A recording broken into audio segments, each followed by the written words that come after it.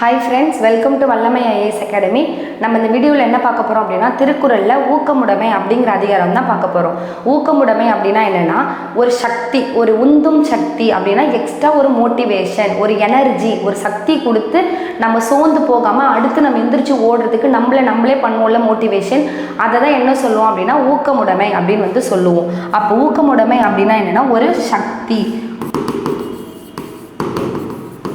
ஒரு சக்தி அப்படின்னு சொல்லலாம். மோட்டிவேஷன்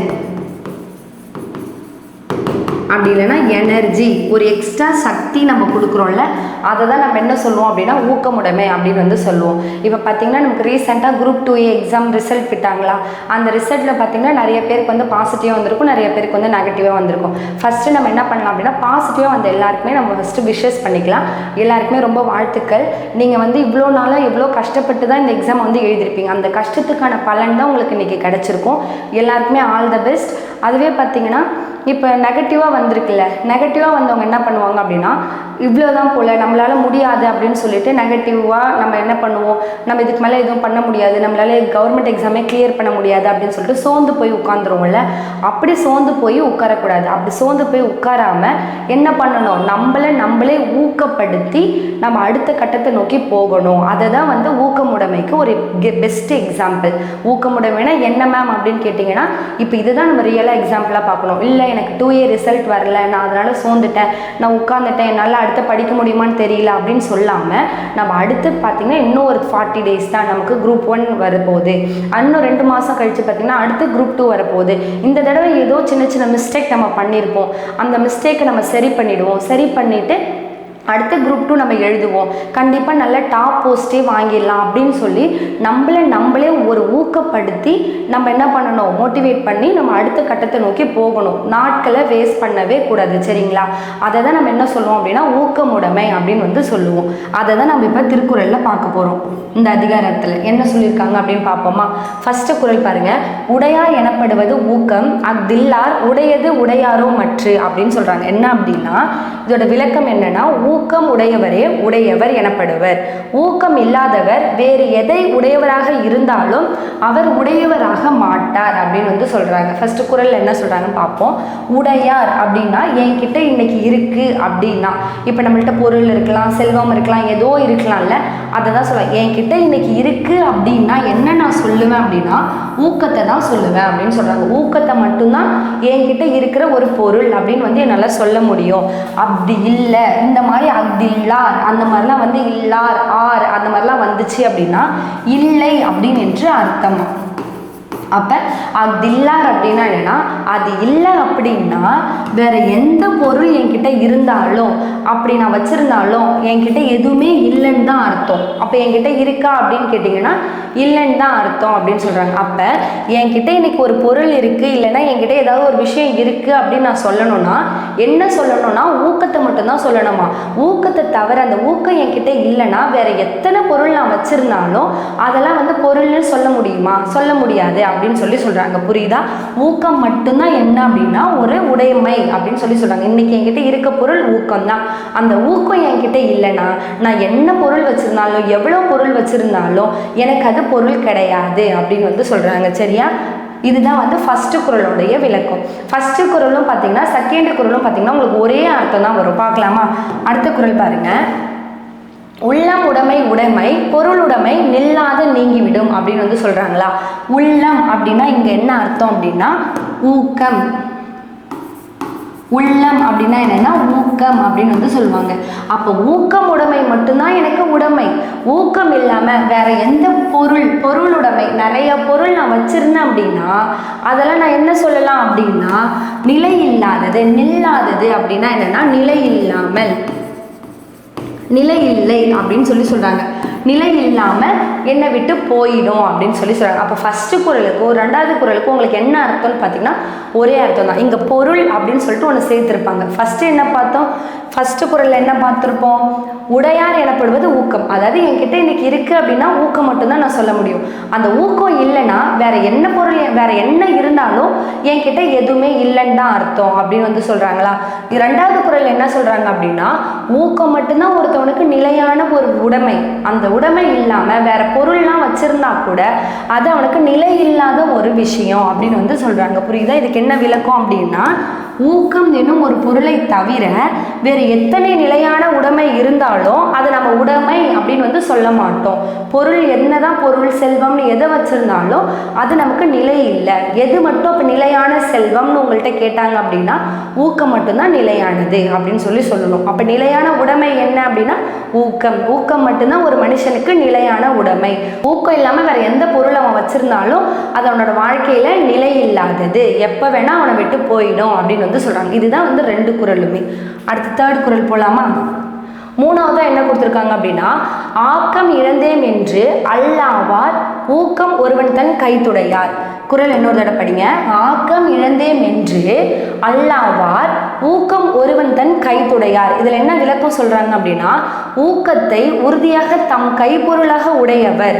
ஊக்கத்தை தம் உறுதியாக என்னோட கைப்பொருளா வச்சிருக்கவங்க கிட்ட ஆக்கம் இழந்து விட்டோம் அப்படின்ற காலத்துல கூட அவன் கவலைப்பட மாட்டானா. அப்ப என்னன்னு பார்க்கலாமா? என்ன சொல்றாங்க அப்படின்னா, ஊக்கம் அப்படின்னா ஊக்கத்தை என்னுடைய கைப்பொருளா, ஊக்கத்தை ஒருவன் தம் கைப்பொருளாக வச்சிருந்தானா. புரியுதா? ஊக்கத்தை ஒருவன் தம் அப்படின்னா ஒருவன் தன் கைப்பொருளாக வைத்திருந்தால், ஆக்கம் அப்படின்னா என்னன்னா செல்வம்.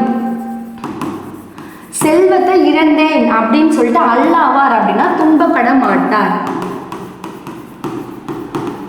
புரியுதா? என்ன சொல்றாங்க அப்படின்னா, ஊக்கத்தை ஒருவன் தன் கைப்பொருளா வச்சிருந்தானா, என்கிட்ட என்ன நடந்தா பரவாயில்லடா, என்ன இன்னைக்கு என்னோட பிசினஸ் லாஸ் ஆச்சா பரவாயில்ல, நான் எக்ஸாம்ல ஃபெயில் ஆகிட்டேனா பரவாயில்ல, என்கிட்ட ஊக்கம் அப்படின்ற ஒரு சக்தி இருக்கு. அந்த சக்தி என்கிட்ட இருக்க வரைக்கும் நான் எதுவுமே கிடைக்கல அப்படின்னு சொல்லிட்டு கவலைப்பட மாட்டேன். என்கிட்ட இருக்க செல்வம் போனா கூட நான் கவலைப்பட மாட்டேன் அப்படின்னு வந்து சொல்றாங்க. புரியுதா? ஊக்கம் ஒருத்தவன் தன் கைப்பொருளா வச்சிருந்தான் அப்படின்னா அவன் ஆக்கம் அப்படின்னா செல்வம். செல்வம் அவனை விட்டு போயிடுச்சு அப்படின்னா கூட அவன் கவலைப்பட மாட்டானா. ஏன் கவலைப்பட மாட்டான்? இன்னைக்கு அவன் பிசினஸ் லாஸ் ஆயிடுச்சுன்னு வச்சுக்கோங்களேன், திரும்ப அவன் என்ன பண்ணுவான்? மோட்டிவேட் பண்ணி அவனே மோட்டிவேட் பண்ணி திரும்ப அந்த பிசினஸ் அவன் ரன் பண்ண ஆரம்பிச்சிடும். திரும்ப அவன்கிட்ட செல்வத்தை அவன் கைப்பற்றிடுவான். புரியுதா? அப்போ ஊக்கம் அப்படிங்கிற ஒரு விஷயம் அவன்கிட்ட இருந்ததுன்னா அவன் எவ்வளோதான் ஃபெயிலியராக இருந்தாலும் அவன் அடுத்த கட்டத்தை நோக்கி போக அவனால் முடியும், திரும்ப செல்வத்தையும் சம்பாதிக்க முடியும் அப்படின்னு வந்து சொல்கிறாங்க. ஓகேவா? அடுத்த குறள் போகலாமா? அடுத்த குறள் 4வது குறள் பாருங்க. ஆக்கம் அதர்வினாய் செல்லும் அசைவிலா ஊக்கம் உடையான் உழை. ஆக்கம் அப்படின்னா என்ன பார்த்தோம்? செல்வம் அப்படின்னு பார்த்தோமா? அப்ப ஆக்கம் அதர்வினாய் செல்லும் அசைவிலா ஊக்கம் உடையான் உழை அப்படின்னா ஊக்கம் யார்கிட்ட இருக்கோ அவங்க கிட்ட கேட்காமலே செல்வம் வந்து போயிடுமா. விளக்கம் பாருங்க. சோர்வை இல்லாத ஊக்கம் உடையவரிடத்தில் ஆக்கமானது அதாவது செல்வமானது தானே அவன் உள்ள இடத்திற்கு வழி கேட்டு கொண்டு போகும் அப்படின்னு வந்து சொல்றாங்க. அப்ப என்ன சொல்றாங்க அப்படின்னா, ஊக்கம் இருக்கவன் செல்வத்தை நோக்கி போக தேவையில்லை, அவன்கிட்ட ஊக்கம் மட்டும் இருந்தா போதும், எல்லாமே அவனை நோக்கி வரும்னு சொல்றாங்க. புரியுதா? இன்னைக்கு என்கிட்ட அதான் இப்போ போன குறள்ல சொன்னதுதான், பிஸ்னஸ்ல அவன் லாஸ் பண்ணிட்டான், ஏதோ ஒரு விஷயத்துல அவன் தோத்துட்டான் அப்படின்னா அவனே மோட்டிவேட் பண்ணி ஓடும் பொழுது ஆட்டோமேட்டிக்காக அவனால் சம்பாதிக்க முடியும். திரும்ப அந்த பிஸ்னஸ்ல அவனால் வந்து கெயின் பண்ணி சம்பாதிச்சு திரும்ப மணியை வந்து அவனால் வாங்க முடியல, செல்வத்தை வந்து பெற்றுக்க முடியல. அப்போ செல்வம் தானே அவன் வீட்டை தேடி வருது, அவன் வந்து செல்வத்தை நோக்கி போக வேண்டிய அவசியமே இல்லைல்ல. அதை தான் சொல்றாங்க. ஆக்கம் அதர்வினாய் செல்லுமா, ஆக்கம் வழி கேட்டுக்கிட்டே போகுமா. எங்க போகும் அப்படின்னா அசைவில்லா அப்படின்னா சோர்வில்லாத, யார்கிட்ட சோர்வே இல்லாத ஊக்கம் உடையவனிடத்தில் யார் போவா? ஆக்கம் செல்வம் போகும் அப்படின்னு சொல்றாங்க. அப்ப என்ன சொல்றாங்கன்னா, ஒருவன் வந்து ஊக்கமுடையவனா இருக்கான், சோர்வில்லாம ஊக்கமுடையவனா இருந்தான் அப்படின்னா அவன்கிட்ட செல்வம் வழி கேட்டுக்கிட்டு ஆட்டோமேட்டிக்கா அதுவே அவன் வீட்டுக்கு போயிடும் அப்படின்னு வந்து சொல்றாங்க. அவன் வந்து கஷ்டப்பட்டு போக வேண்டாம் அப்படின்னு வந்து சொல்றாங்க. அப்ப 3வது குறளும் 4வது குறளும் ஒரே மாதிரி இருக்கா? ஒரு தடவை பார்த்துடலாமா? 3வது குறள் என்ன சொல்றாங்க? ஊக்கம் வந்து ஒருத்தவன் தன் கைப்பொருளா வச்சிருந்தான் அப்படின்னா ஆக்கம் செல்வம் என்னை விட்டு போயிடுச்சேன்னு கவலைப்பட தேவையில்லை. அதுக்கு பதில் தான் திருவள்ளுவர் என்ன சொல்றாரு அப்படின்னா, அந்த செல்வம் அவன்கிட்ட ஊக்கம் இருந்ததுன்னா அதுவே வீட்டுக்கு வழி கேட்டுக்கிட்டு வந்துடும் அவன்கிட்ட அப்படின்னு சொல்றாரு. புரியுதா? ஃபர்ஸ்ட்ல கைப்பொருளா ஊக்கத்தை கைப்பொருளா ஒருத்தவன் வச்சிருந்தான் அப்படின்னா செல்வம் போயிடுச்சுன்னு அவன் கஷ்டப்பட வேணாம். ஏன் கஷ்டப்பட வேணான்னா அது 4வது குறளில் சொல்கிறாரு. ஏன் கஷ்டப்பட வேணான்னா, நீ ஊக்கமாக இருந்தேன்னு வச்சுக்கோயேன், செல்வம் ஆட்டோமேட்டிக்காக ஒன்றை தேடி வரும்பா, நீ கவலைப்படாத அப்படின்னு வந்து சொல்கிறாங்க. புரியுதா? அடுத்த குறள் போகலாமா? குறள் 5வது குறள் என்ன சொல்கிறாங்க அப்படின்னா, வெள்ளத்தனைய மலர் நீட்டம் மாந்தர் தன் உள்ளத்தனையது உயர்வு அப்படின்னு வந்து சொல்கிறாங்க. வெள்ளத்தனைய, வெள்ளம் அப்படின்னா தண்ணீர், வெள்ளம் அப்படின்னா என்னன்னா தண்ணீர். வெள்ளத்தனைய மலர் நீட்டம் மாந்தர்த்தம் உள்ளத்தனையது உயர்வு அப்படின்னா என்னன்னா, தண்ணீரின் அளவு தான் அதில் மலர்ந்துள்ள தாமரை தண்டின் அளவும், அதுபோல மனிதரின் வாழ்க்கையின் உயர்வு அவர் மனதில் கொண்டுள்ள ஊக்கத்தின் அளவே இருக்கும் அப்படின்னு வந்து சொல்கிறாங்க. அப்போ தண்ணிக்கு ஏற்ற மாதிரி தான் தாமரை பூவோட தண்டோட ஹைட்டும் இருக்குமா, அதோட வளர்ச்சியும் இருக்குமா. அந்த தண்ணிக்கு ஏற்ற மாதிரி தான் அதோட வளர்ச்சி இருக்கும். அந்த மாதிரி தான் நம்மளோட உள்ளத்தில் உயர்வு, ஊக்கத்துக்கு ஏற்ற மாதிரி தான் நம்மளோட உயர்வு இருக்கும் அப்படின்னு வந்து சொல்கிறாங்க. அப்போ ரெண்டுத்தையும் கம்பேர் பண்ணி சொல்கிறாங்க. ஒரு விஷயத்த சொல்லி அந்த மாதிரி தான் இதுவும் அப்படின்னு சொல்கிறாங்க. ஃபஸ்ட்டு என்ன சொல்கிறாங்க, தண்ணீரோட அளவுக்கு ஏற்ப தான் தாமரையோட வளர்ச்சி இருக்கும். அந்த மாதிரி தான் நம்ம மனசில் இருக்க ஊக்கத்தோட அளவை வச்சு தான் நம்ம உயர்வு இருக்கும். இன்றைக்கி என்கிட்ட ஊக்கமே இல்லைன்னா நான் உயர்வே அடைய முடியாது, அடுத்தடுத்த போஸ்டிங் நோக்கி போக முடியாது, அடுத்தடுத்த கட்டம் நோக்கி நான் போகவே முடியாது. நான் எந்த இடத்துல இருக்கணும், என்னோட லைஃப் எங்கே ஸ்டார்ட் பண்ணணும் அங்கே தான் இருக்க முடியும். ஆனால் என்கிட்ட மோட்டிவேஷன் இருந்ததுன்னா என்னை நான் மோட்டிவேட் பண்ணி அடுத்துன்னு என்னோட வாழ்க்கையோட அடுத்த கட்டத்தை நோக்கி நான் போயிட்டே இருப்பேன். அதை தான் வந்து சொல்கிறாங்க. புரியுதா?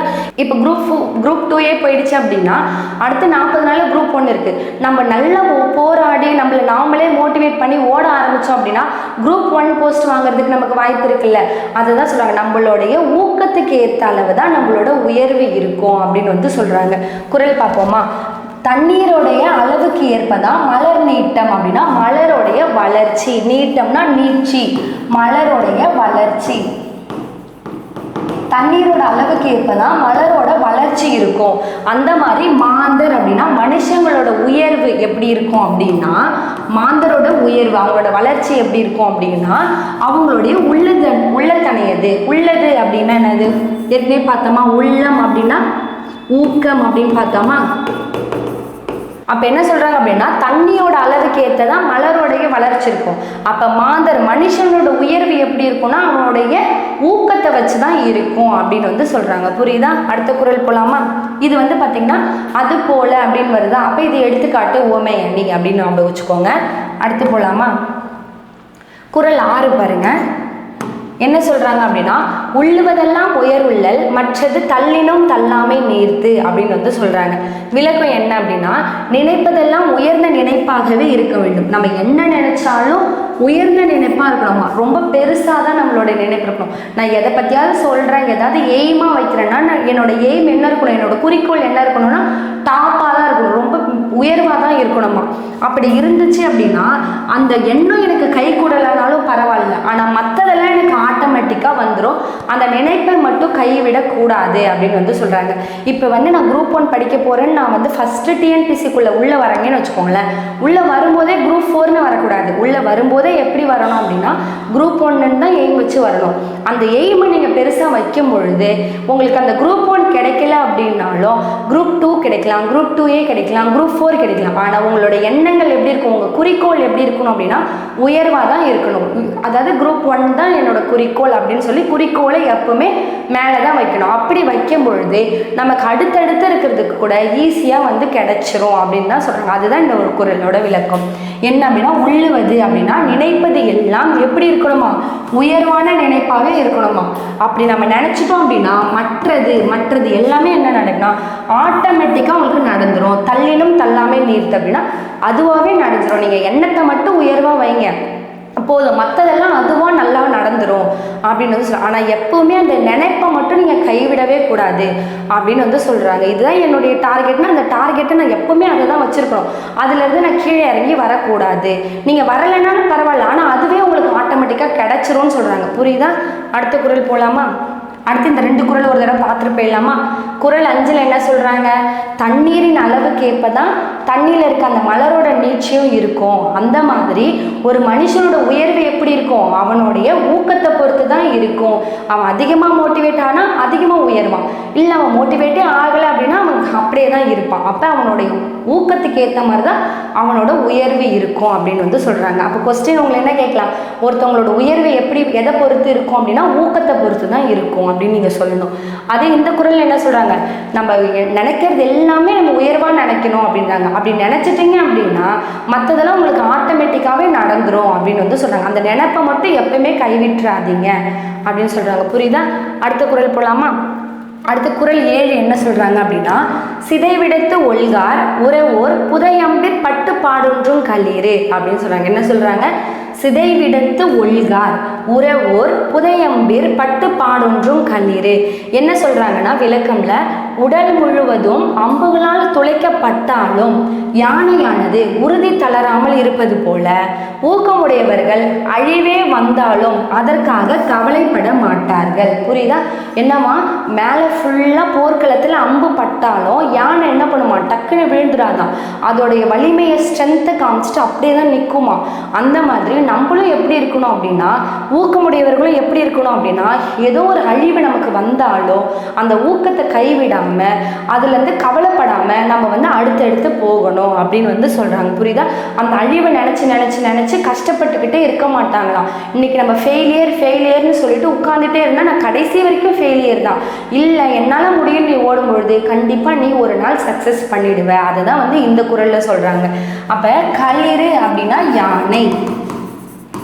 களிறு அப்படின்னா யானை. யானை என்ன பண்ணுமா? புதை அம்பீர் அப்படின்னா அம்பு மேலே புதைஞ்சாலும், புரியுதா? அம்பு மேலே பட்டாலும் அதான் புதை அம்பீர். அம்பு மேலே பட்டாலும் பட்டு, அதான் அம்பு மேலே பட்டாலும் புண்ணானாலும் அந்த யானை எப்படி இருக்குமா? கொஞ்சம் கூட உறுதி தளராமல் இருக்குமா. அதுதான் பாடொன்றும் அப்படின்னா உறுதி தளராமல், உறுதியாக இருக்குமா. உறுதி தளராமல்.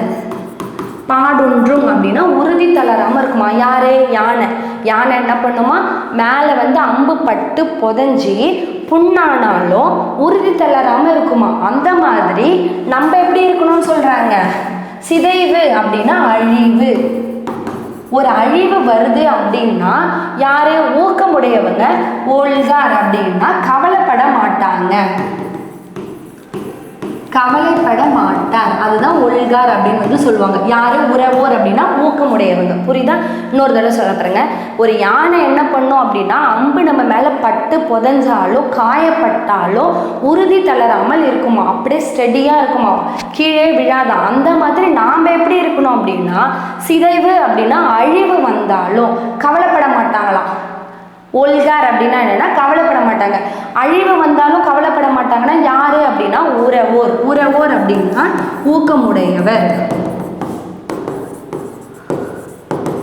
ஊக்கமுடையவர் அப்படின்னு சொல்லுவோம். யாரு? உறவோர் அப்படின்னா ஊக்கமுடையவங்க தான் கவலைப்பட மாட்டாங்களாம். அப்போ இதில் வந்து பார்த்தீங்கன்னா சிதைவு அப்படின்னா என்னென்னா அழிவு. சிதைவு அப்படின்னா அழிவு. அழிவு வந்தாலும் யார் கவலைப்பட மாட்டாங்க? ஊக்கமுடையவர் கவலைப்பட மாட்டாங்க. புரியுதா? அடுத்த குறள் போலாமா? அடுத்த குறள் 8 பாருங்க. உள்ளம் இல்லாதார் எய்தார் உலகத்து வள்ளியம் என்னும் செருக்கு. என்ன சொல்றாங்க அப்படின்னா, உள்ளம் இல்லாதார் எய்தார் உலகத்து வள்ளியம் என்னும் செருக்கு. விளக்கம் என்ன அப்படின்னா, ஊக்கம் இல்லாத ஒருவன் தம்மை பிறருக்கு உதவும் வள்ளல் என பெருமை கொள்ள மாட்டான். அதாவது ஒருத்தங்கிட்ட ஊக்கம் இல்லை அப்படின்னா அவன் வந்து நான் இன்னொருத்தவங்களுக்கு அள்ளி அள்ளி கொடுக்குற வள்ளல் அப்படின்னு சொல்லி அவனால் பெருமைப்பட முடியாது. ஏன் பெருமைப்பட முடியாது சொல்லுங்க பார்ப்போம். ஏன்னா அவன்கிட்ட தான் ஊக்கமே இல்லையே. ஊக்கம் இருந்தால் தானே அவனால் வந்து ஒரு செல்வத்தை எடுத்துக்க முடியும். ஊக்கம் இருக்கவங்க கிட்ட தான் செல்வம் போகும். அதுதானே நமக்கு திருவள்ளுவர் சொன்னார். அப்போ என்கிட்ட ஊக்கம் இருந்ததுன்னா செல்வம் ஆட்டோமேட்டிக்காக என்கிட்ட வரும். அதை நம்ம படித்தோமா ஒரு குறளில். அப்படி என்கிட்ட செல்வம் இருந்தால் தான் நான் 4 பேருக்கு அள்ளி கொடுக்க முடியும். வள்ளல் அப்படிங்கிற பேர் எடுக்க முடியும். என்கிட்ட எதுவுமே இல்லைன்னா நான் எப்படி இன்னொருத்தவங்களுக்கு கொடுக்க முடியும்? கொடுக்க முடியாதுல்ல. அப்போ என்கிட்ட செல்வம் இருந்தால் தான் நான் 4 பேர்கிட்ட கொடுக்க முடியும். அப்போ தான் என்னென்னா வள்ளல்னு சொல்லி பெருமைப்பட்டுக்க முடியும். நானே செல்வம் இல்லைன்னா நான் வந்து 4 பேருக்கு கொடுக்க முடியாது, நான் வள்ளல்னு சொல்ல முடியாது. புரியுதா? அதுதான் இதில் சொல்கிறாங்க. உள்ளம் அப்படின்னா என்னென்னா ஊக்கம். ஊக்கம் இல்லாதவர் அப்படின்னா ஊக்கம் இல்லாதவங்க, எய்தார் அப்படின்னா அடைய மாட்டார். அப்ப ஊக்கம் இல்லாதவங்க அடைய மாட்டாங்களாம். என்ன அடைய மாட்டாங்க அப்படின்னா, இந்த உலகத்துல வள்ளியம் அப்படின்னா வள்ளல், எல்லாருக்கும் வாழி வரங்கிற வள்ளல் அப்படிங்கிற செருக்கு. செருக்கு அப்படின்னா பெருமை. செருக்கு அப்படின்னா என்னன்னா பெருமை. புரியுதா? என்ன சொல்றாங்க அப்படின்னா, ஊக்கம் இல்லாதவங்க அடைய மாட்டாங்க. என்ன அடைய மாட்டாங்க அப்படின்னா, இந்த உலகத்துல நான் வந்து எல்லாருக்கும் வாரி வாரி கொடுக்குற உதவுற வள்ளல் அப்படிங்கிற ஒரு பெருமையை எப்பவும் அடைய மாட்டாங்க அப்படின்னு சொல்றாங்க. ஏன்னா ஊக்கம் இருக்கவங்கள்ட்ட தான் செல்வம் இருக்கும். செல்வம் இருந்தால் தான் 4 பேருக்கு கொடுக்க முடியும், 4 பேருக்கு உதவ முடியும். அப்படி செல்வம் இல்லைன்னா கொடுக்க முடியாதுல்ல. அப்போ ஊக்கம் இருக்கவன் மட்டும்தான் 4 பேருக்கு உதவ முடியும். ஊக்கம் இல்லாதவன் யாருக்கும் உதவுற வள்ளல்னு சொல்லி பெருமைப்படவே முடியாது. புரியுதா? மேல இருக்க குறளையும் இந்த குறளையும் பார்த்துருமா? 7வது குறள்ல என்ன சொன்னாங்க? ஒரு போர்க்களத்துல யானை எவ்வளோதான் 50 மேலே பட்டாலும் அது என்ன பண்ணாதான், அதோட உறுதியிலேருந்து தளராதான். அது ஸ்ட்ரென்த்னா ஸ்ட்ரென்த், யானைனா பலம், அப்படிதான் இருக்குமா. அந்த மாதிரி ஊக்கமடையவங்க என்ன பண்ணுவாங்களாம், ஒரு அழிவே ஏற்பட்டாலும் அதை நினச்சி கவலைப்பட மாட்டாங்க அப்படின்னு சொல்கிறாங்களா? அடுத்த குறள் என்ன சொல்கிறாங்க? நம்ம என்ன பண்ணணும் அப்படின்னா, ஊக்கத்தை ஒருத்தவங்க கையில் வச்சில்ல, ஊக்கம் ஒருத்தவங்க கிட்ட இல்லை அப்படின்னா, ஊக்கத்தை ஒருத்தவங்க அடையலை அப்படின்னா அவன் என்ன பண்ண மாட்டான், உலகத்தில் நான் ஒரு வள்ளல் அப்படின்னு சொல்லி பெருமைப்படவே முடியாது அப்படின்னு வந்து சொல்கிறாங்க. அப்போ யார் வந்து வள்ளியம் என்னும் செருக்கு அடைய முடியாது அப்படின்னா, ஊக்கம் இல்லாதவன் அடைய முடியாது. கொஸ்டின் உங்களை இப்படி தான் கேட்பாங்க. வள்ளியம் என்னும் செருக்கு அடைய முடியாதவர் யார்? யார்? ஊக்கம் இல்லாதவரால் அடைய முடியாது. புரியுதா? அடுத்த குறள் போலாமா? குறள் 9 பாருங்க.